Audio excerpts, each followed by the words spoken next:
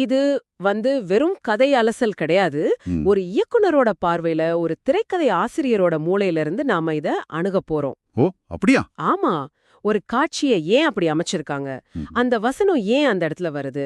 ஒரு மழை காட்சிக்கு பின்னாடி இருக்கிற அர்த்தம் என்ன? இப்படி ஒவ்வொரு சின்ன விஷயமும் எப்படி ஒரு பெரிய உணர்ச்சிகரமான அனுபவத்தை உருவாக்குதுன்னு நாம பிரிச்சு பார்க்க போறோம். கேட்கும்போதே சுவாரஸ்யமா இருக்கு. இது முடிஞ்சதும் ஒரு சினிமாவை நீங்க பார்க்கிற விதமே மாறலாம். சரி, அப்போ கதைக்குள்ள போலாம். இதோட பேரு மழை, நியான் மற்றும் நீதியின் நிழல். இந்த தலைப்பே கதையோட மொத்த சாரத்தையும் சொல்ற மாதிரி இருக்கு இல்லையா? நிச்சயமா 3 வார்த்தைகள் தான். ஆனா 3மே கதையோட மனநிலைய, அதாவது மூட அப்படியே படம் பிடிச்சு காட்டுது. கதையோட முதல் காட்சியே நம்மள ஒரு இருண்ட நகரத்துக்குள்ள தள்ளுது. விடாம மழை பெஞ்சுக்கிட்டே இருக்கு. ம் தெருவங்கும் நியான் விளக்குகளோட வெளிச்சம் அந்த ஈரமான தரையில சிதறி தெரியுது. இந்த சூழல்ல கிட்டத்தட்ட 40 வயசான நம்ம கதையோட நாயகன் துப்பறிவாளர் ஜேம்ஸ் ஹாக்கின்ஸ். அவர் மழையில நனைஞ்சபடியே நடந்து வர்றாரு. ஓகே. அவர் முகத்துல ஒரு விதமான சோர்வும் தீராத வலியும் தெரியுது. அவர் கையில ஒரு போட்டோகிராஃப் இருக்கு. அது காணாம போன அவரோட 25 வயசு மகள் எமிலி கார்ட்டரோடது. இந்த முதல் காட்சி ரொம்ப ரொம்ப முக்கியமானது. இது வெறும் அறிமுகம்னு சொல்லிட முடியாது.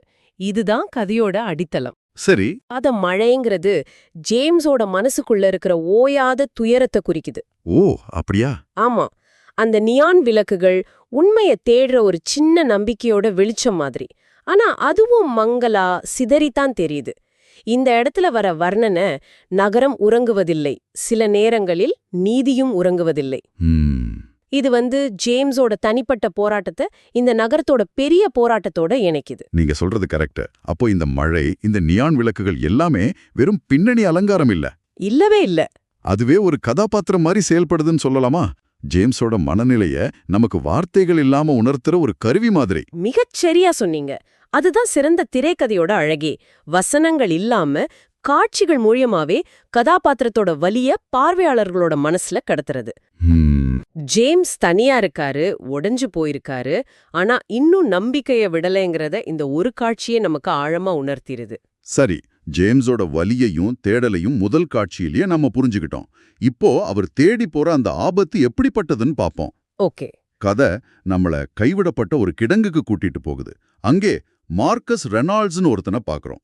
இந்த ஆதாரத்துல அவனுக்கு கொடுத்திருக்கிற பேர் ரொம்ப சுவாரஸ்யமா இருக்கு. தி ஸ்னேக். ஆமா. அதுவே அவனோட குணத்தை பாதி சொல்லிடுது இல்லையா? ஆமா. ஒரு வில்லனுக்கு இப்படி ஒரு பட்டப்பேர் வைக்கிறது பார்வையாளர்கள் மனசுல அவன் மேல ஒரு உடனடி அபிப்பிராயத்தை உருவாக்கிடும். பாம்புங்கிறதே தந்திரத்தையும் ஆபத்தையும் குறிக்குது. சரிதான். அவன் அங்கே கட்டுக்கட்டா பணத்தை எண்ணிக்கிட்டு இருக்கான். இந்த அமைதியான சூழலை உடைக்கிற மாதிரி திடீர்னு ஜேம்ஸ் துப்பாக்கியோட உள்ள நுழையறார். இங்கேதான் கதையோட வேகம் அப்படியே மாறுது. ஆமா, மெதுவா நகர்ந்துகிட்டு இருந்த கதை இப்போ ஒரு ஆக்ஷன் படமா மாறுது. அந்த ஆதாரத்துல துப்பாக்கிச் சூடு, செதறும் பெட்டிகள், பறக்கும் தீப்பொறிகள்னு வார்த்தைகளை பயன்படுத்தியிருக்காங்க. கேக்கும் போதே அந்த இடத்துல ஒரு பெரிய சண்டை நடக்கிறது கண் முன்னாடி தெரியுது. ஆனா இங்க ஒரு எதிர்பாராத விஷயம் நடக்குது. மார்க்கஸ் தப்பிச்சிடுறான், ஜேம்ஸ்க்கு காயம் வேற. இது ஒரு முக்கியமான கதை சொல்லும் உத்தி. கதாநாயகன் முதல் முயற்சியிலேயே ஜெயிச்சுட்டா கதையில சுவாரஸ்யம் குறைஞ்சிடும். ஓ. அவனுக்கு ஏற்படுற இந்த முதல் பின்னடைவு 2 விஷயங்களை செய்யுது. ஒன்னு, வில்லன் எவ்வளவு பலமானவன், தந்திரமானவன்னு நமக்கு காட்டுது. 2வது, ஜேம்ஸோட இலக்கு இன்னும் எவ்வளவு கடினமானதுன்னு பார்வையாளர்களுக்கு உணர்த்தி பதற்றத்தை அதிகரிக்குது. நீங்க சொல்றது சரி. அந்த பின்னடைவு தான் ஜேம்ஸ்ங்கிற கதாபாத்திரத்தை இன்னும் யதார்த்தமாக்குது. அவர் ஒரு சூப்பர் ஹீரோ இல்ல, நம்மள மாதிரி ஒரு சாதாரண மனுஷன்னு பார்வையாளர்களுக்கு உணர்த்துது. கரெக்ட். ஆனா இதுல ஒரு சின்ன ஆபத்து இல்லையா? சில பார்வையாளர்கள் ஹீரோ இவ்வளவு பலவீனமா இருக்காரேன்னு நினைச்சு கதையோட தொடர்பு இழக்க வாய்ப்பு இருக்கா? நல்ல கேள்வி. அது திரைக்கதை ஆசிரியரோட திறமையில இருக்கு. ஜேம்ஸ் தோத்தாலும் அவரோட விடாமுயற்சியையும் தைரியத்தையும் அந்த சண்டையில காட்டியிருக்கணும். சரி. அவர் காயப்பட்டாலும் எழுந்து நிக்கிற அந்த உறுதி பார்வையாளர்களை அவரோட பக்கம் இன்னும் கட்டியா நிக்க வைக்கும். இந்த ஆதாரத்துல அது சரியா செஞ்சிருக்காங்க. அவர் தோற்கிறார், ஆனா ஹார் மானவில்லை. அதுதான் முக்கியம். அருமை. இப்போ காயத்தோட காவல் நிலையத்துக்கு திரும்புறார் ஜேம்ஸ். அங்கே அவரோட சக துப்பறிவாளரான லீசா மோரேனோவை சந்திக்கிறார். ஓகே. ஆதாரம் அவங்கள கூர்மையான மற்றும் அச்சமற்றவர்னு சொல்லுது. அவங்க 2 பேரும் சேர்ந்து துப்புகளை ஆராய ஆரம்பிக்கிறாங்க. எம்லி கடைசியா இருந்த இடம், மிரட்டல் கடிதங்கள், சந்தேகத்துக்குரிய வங்கி பரிவர்த்தனைகள்னு எல்லாத்தையும் ஒன்னா சேர்த்து ஒரு பெரிய படத்தை உருவாக்க முயற்சி பண்றாங்க. இதுதான் கதையோட புலனாய்வு பகுதி. இங்க ஆதாரம் ஒரு சுவாரஸ்யமான காட்சி உத்திய குறிப்பிடுது. அவங்க துப்புகளை ஆராயும்போது வரைபடங்கள், புகைப்படங்கள், தொலைபேசி திரைகள் இதையெல்லாம் க்ளோஸ்-அப் காட்சிகள்ல காட்டணும்னு சொல்லுது. ஓ, அதுக்கு என்ன காரணம்? இதுக்கு ஒரு உளவியல் காரணம் இருக்கு. இது வெறும் துப்புகளை காட்டுறதுக்கு இல்ல, இது பார்வையாளர்களை அந்த அறைக்குள்ளேயே கொண்டு வந்து அவங்களையும் அந்த புலனாய்வுல ஒரு பங்காளியா மாத்துது. அடுத்து என்ன நடக்கும்னு யோசிக்க வைக்குது. வாவ். நாமளும் அவங்களோட சேர்ந்து அந்த புதிரை விடுவிக்க முயற்சி பண்ற மாதிரி ஒரு உணர்வை கொடுக்குது. அந்த இடத்துல வர்ற வர்ணனையும் ரொம்ப சக்தி வாய்ந்ததா இருக்கு. ஒவ்வொரு துப்பும் உங்களை ஆழத்திற்கு அழைத்து செல்லும். ஆனால் ஆழம் அதிகரிக்க அதிகரிக்க இருளும் அதிகரிக்கும். ஆமா, இது வெறும் ஒரு எச்சரிக்கை மாதிரி இல்ல, வரப்போற பெரிய ஆபத்துக்கான ஒரு முன்னறிவிப்பு மாதிரி இருக்கு. கதையோட அடுத்த கட்டம் இன்னும் பயங்கரமா இருக்கும்னு நம்மள தயார்படுத்துது. கரெக்ட். இது வெறும் புலனாய்வு இல்ல, இது ஒரு அபாயகரமான பயணம்னு அந்த ஒரு வரி தெளிவா சொல்லிடுது. அந்த பயணம்தான் அடுத்த காட்சியா வருது. ஒரு வேகமான காட்சிகளின் தொகுப்பு. சினிமாவுல இத மாண்டேஜ் அப்படின்னு சொல்வாங்க இல்லையா? ஆமா, மாண்டேஜ். ஜேம்ஸும் லிசாவும் சேர்ந்து மார்க்கஸ தேடி நகரத்தோட மூலமுடுக்குக்கெல்லாம் போறாங்க. மோசமான பார்கள், இருண்ட சந்துகள், கைவிடப்பட்ட கட்டிடங்கள்னு எல்லா இடத்துலயும் விசாரணை நடத்துறாங்க. ஒரு மாண்டேஜ் காட்சியோட நோக்கம் குறைஞ்ச நேரத்துல அதிக தகவல்களை வேகமா கடத்துறது மட்டும் இல்ல, அது பார்வையாளர்களோட மனசுல ஒரு விதமான கால ஓட்டத்தை உருவாக்குற ஒரு உத்தி. ஓ, கால ஓட்டத்தையா? ஆமா, சில நிமிஷங்கள்ல பல நாட்கள் அல்லது வாரங்கள் கடந்த மாதிரி ஒரு உணர்வை கொடுத்து கதாபாத்திரங்களோட சோர்வையும் அவங்களோட ஓயாத உழைப்பையும் நாமளும் உணர வைக்குது. அவங்க எவ்வளவு கஷ்டப்படுறாங்கன்னு நமக்கு வார்த்தைகள் இல்லாம புரிய வைக்குது. அப்போ இது வெறும் காட்சிகளை வேகமா ஓட்டுறதில்ல, பார்வையாளர்களை அந்த தேடலோட ஒரு பகுதியா மாத்திர ஒரு உணர்வுபூர்வமான கருவி. சரியா சொன்னீங்க. இந்த ஆதாரத்துல அந்த மாண்டேஜ் காட்சிகள்ல தொடர்ந்து மழை, நிழல்கள், பதட்டமான இசை இருக்கணும்னு சொல்லியிருக்காங்க. இது அந்த தேடலோட கடினத்தன்மையையும் விரக்தியையும் இன்னும் அதிகமாக்குது. ஆமா, அவங்க போற ஒவ்வொரு இடமும் இருட்டாவும் ஆபத்தானதாவும் இருக்கு. அவங்க சந்திக்கிற ஒவ்வொரு நபரும் சந்தேகத்துக்குரியவங்களா இருக்காங்க. இந்த மாண்டேஜ் மூலமா ஜேம்ஸ் மற்றும் லிசாவோட மன உறுதி எவ்வளவு சோதிக்கப்படுதுன்னு நமக்கு காட்டுறாங்க. இத்தனை தேடலுக்கு பிறகு, இத்தனை போராட்டங்களுக்கு பிறகு கதை அதோட உச்சக்கட்டத்தை அடையுது. கிளைமேக்ஸ். மறுபடியும் மழை கொட்டுற ஒரு இரவு, இடம் ஒரு பெரிய துறைமுகம், சரக்கு கப்பல்கள், பெரிய பெரிய கண்டெய்னர்கள்னு அந்த இடமே ஒரு மாதிரி பயமுறுத்துற மாதிரி இருக்கு. ஜேம்ஸ் பாத்துடுறார். ஓ, இங்கதான் எல்லா உணர்ச்சிகளும் வெடிக்குது. இதுதான் கதையோட திருப்புமுனை. இங்கதான் எல்லா முடிச்சுகளும் அவிழ ஆரம்பிக்குது.